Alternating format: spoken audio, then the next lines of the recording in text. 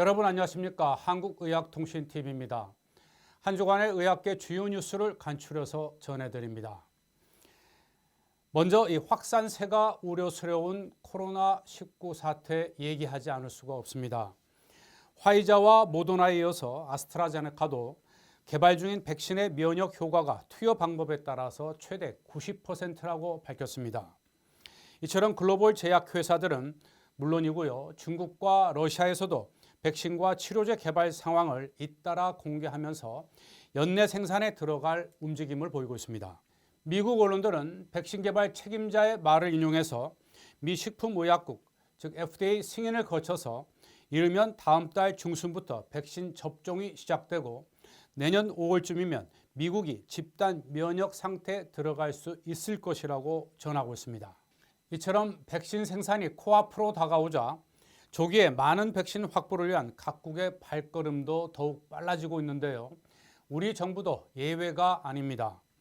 모든 백신 개발 업체들과 협상을 하고 있으며 거의 마무리 단계이고 이미 1,000만 명분을 확보했다는 얘기까지 들리고 있습니다. 업계에서는 여러 백신 가운데 아스트라제네카사 백신을 가장 빨리 확보할 수 있고 접종 시기도 계획보다 앞당길 수 있을 것이라는 예측도 나오고 있습니다.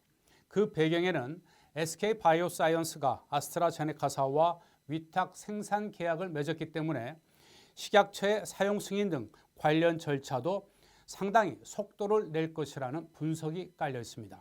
앞서 전해드렸듯이 화이자를 비롯한 글로벌 제약사들이 코로나 백신 개발 성과를 잇따라 내놓고 있지만 국내 개발 업체들은 임상시험 데이터 확보에 절대적으로 필요한 임상 환자 모집에 어려움을 겪으면서 속도를 내지 못하고 있다고 합니다. 식약처에 따르면 정부의 지원을 받아서 백신을 개발 중인 회사는 3곳으로 제넥신과 SK바이오사이언스 2곳만 소수의 임상시험 환자를 대상으로 하는 임상 1상을 진행하고 있습니다. 업계에서는 빨라야 내년 하반기에나 국산 백신이 출시될 것으로 내다보고 있습니다. 백신과 달리 치료제는 국내 업체들의 개발 속도가 글로벌 제약회사들 못지않은 것으로 전해지고 있습니다. 특히 코로나19 항체 치료제의 경우 국내 개발 속도가 빨라서 해외 수입보다 국산 확보가 먼저 가능할 것이라는 관측입니다. 선두주자인 셀트리온과 녹십자는 이르면 연내 사용 승인을 받고 내년 초에 공급에 들어간다는 계획입니다. 서정진 셀트리온 회장은 한 언론과의 인터뷰에서 연말까지 10만 명분을 목표로 생산에 착수했다면서 내년 봄에는 한국이 마스크 없이 일상생활을 할 수 있는 코로나 청정국이 될 수 있을 것으로 기대한다고 말했습니다. 대웅제약의 보톨리눔 톡신 제제인 나보타가 탈모 개선 효과가 있는 것으로 입증됐습니다. 대웅제약에 따르면 이번 연구는 박병철 단국대학교 피부과 교수팀이 남성용 탈모에서 보톨리눔 톡신의 효과와 안전성을 확인하기 위해서 진행했는데요. 연구 결과 탈모 치료 24주 차에 모발 개수가 통계적으로 의미 있을 만큼 늘었다고 밝혔습니다. 이 연구 결과는 SCI 저널인 미국 피부과학회지 12호로에 실린다고 합니다. 정군당이 항응고제 및 급성 췌장염 치료제인 나파벨탄을 코로나19 치료제로 개발하고 있는데요. 이와 관련한 임상 2상 시험을 러시아에 이어 최근 멕시코에서도 승인받았다고 밝혔습니다.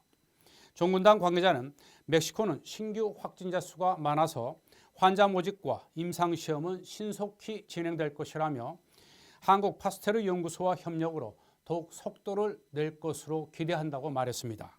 계속해서 정군당 그룹 소식인데요.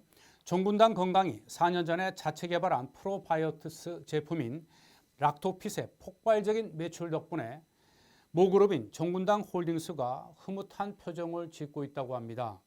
금융감독원의 자료를 보면 정군당 건강의 3분기 매출액은 전년 동기보다 35% 증가한 1,275억 원으로 분기 매출 신기록을 세웠습니다. 3분기까지 누적 매출은 작년보다 40% 가까이 늘면서 연 매출 4천억 원 돌파가 유력시 된다고 합니다. 이번에는 대화제약 소식인데요. 자사의 핵심 제품인 경구용 항암제 리포락셀의 유방암 임상 시험 계획이 세르비아에서 체코에서도 승인받았다고 밝혔습니다.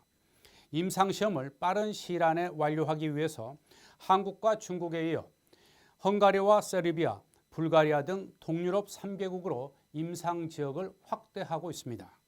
경동제약이 다음 달에 고혈압, 고지혈증 복합제인 발트리오를 출시하고 순환기계 제품 라인업을 크게 강화한다고 합니다. 발트리오는 경동제약이 최초로 임상 3상 시험을 진행한 제품으로 고혈압 치료제 발사르탄과 암로디핀, 고지혈증 치료제인 로스바스타틴을 합친 3제 복합제입니다. 여러분은 유효기한이 지났거나 사용하고 남은 의약품을 어떻게 하시나요? 폐의약품을 마구 버리면 토양과 수질이 오염되고 심지어 중고약품이 불법 유통되기도 하면서 결국 우리들의 건강을 위협하게 됩니다. 이 같은 환경오염을 막고 의약품의 안전한 폐기를 위해서 최연수 국회의원이 약사법 개정안을 대표 발의했는데요. 개정안 내용을 보면 약사가 복약 지도할 때 반드시 폐의약품 처리 방법을 설명하거나 약 포장지에 이를 명시해야 합니다. 또 폐의약품 수거의 날을 지정해서 국민에게 의약품 폐기법을 알리고 의약품 포장 용기에도 폐기법 규정을 기재하도록 조항이 신설됐습니다. 보건복지부가 코로나19 확산으로 비대면 진료, 택배 등을 통한 의약품 배달이 한시적으로 가능하다는 유권 해석을 내놓자 다시 갈등이 불거지고 있습니다. 그동안 영업을 중단했던 배달약국 업체는 곧바로 서비스 재개를 선언했습니다.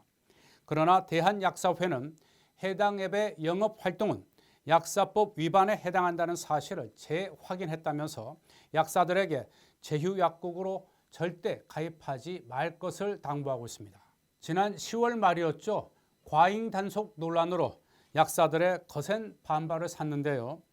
경기도 특별사법경찰단이 관내 약국과 한약국 등 360곳을 대상으로 불법 의약품 판매와 관리에 대한 수사 결과 총 58곳에서 위법행위 59건을 적발해서 검찰에 송치할 계획입니다.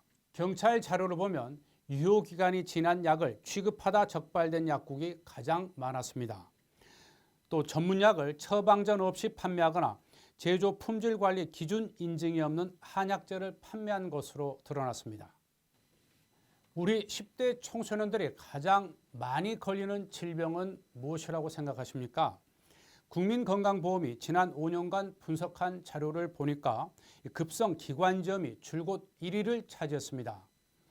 그 다음은 치아 오식, 즉 충치죠. 이 충치와 알레르기 비염 때문에 청소년들이 병의원을 자주 찾은 것으로 나타났습니다. 그런가 하면 청소년들이 가장 많이 병원에 입원한 질병은 위장염과 결장염이었고 가장 가파른 증가세를 보인 질병은 충치로 연평균 7.4%씩 늘었고요. 진료비는 연평균 무려 36% 가까이 급증하고 있습니다. 대한약사회 여약사위원회는 코로나19 확산으로 사회적 거리두기 단계가 격상됨에 따라서 여약사 대회를 취소했지만 여약사들의 공로를 포상하는 시상식은 예정대로 개최했습니다. 박희정과 김성순, 송미경 약사 등 모두 5명이 제45회 여약사 대상을 수상했습니다. 동아제약의 미니막스 정글과 모닝케어가 2020 디자인 어워드에서 한국디자인진흥원장상과 본상을 각각 받았습니다. 가톨릭대학교 서울성모병원의 이창욱 교수가 대한노인정신의학회 이사장에 선출됐습니다. 임기는 내년부터 2년간이라고 합니다. 지금까지 한 주간의 의학계 주요 뉴스를 정리해드렸습니다. 한국의학통신TV에 대한 많은 관심과 구독 그리고 좋아요를 부탁드립니다. 고맙습니다.